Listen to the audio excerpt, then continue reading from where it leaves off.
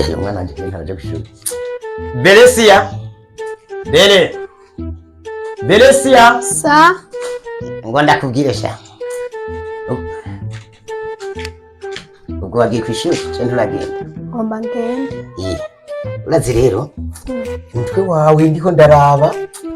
Mbona numva umwigisha ambwira ngo ikigugu nta bwenge nyene ngo bujayo ngo ntubona mwikaye neza.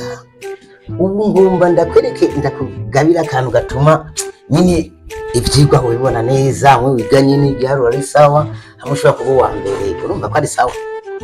Ako kantu pani ntaka.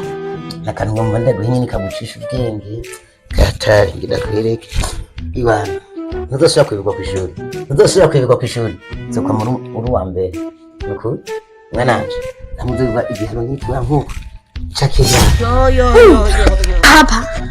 Itabi no kunwa n'isoni. Umbebuka. Amwe abavyeyi bubu. Ika mwananje akanakanu kakongereza ubwenge. Yo, nubwo bwa bujuju bwawe bwo gutuma utamenya n'ukuri.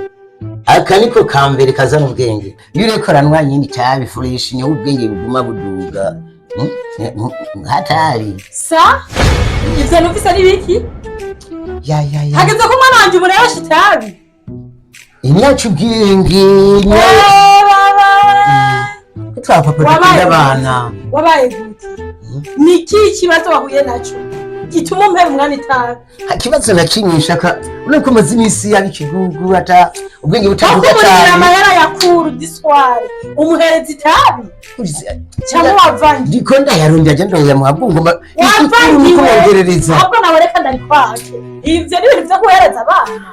Mama karambwira ngo nkutabi ngo niho ndogira ubwenge nk'ubwiwiwe. Nikijuju nta bwenge afise nta nabukeya mwananje. Nuzo turumviriza ivyaza aravuga. Ubona so atavangiwe. Papa blessing. We nakubwiye gabanya ivyo biyayura mutwuzurano. Ntibona ko bikugejeje kure. None ubona utambuforana n'abana bavyaye. Ahantu ubona ko ukuze wawe. Nubwo uje kubintu wabanye rukandekera uruvyaro rwanje. Mwana wanje genda wiyogere wigire kw'ishuri. Dore kandi naso yaramara yewe kimaramara nyine nta muvyeyi. Hanzori ni nyine. Wowe uragenda n'uwo mugabo ndekera abana. Nuzosubire. Jabana mu kugenda baronge ndaruka.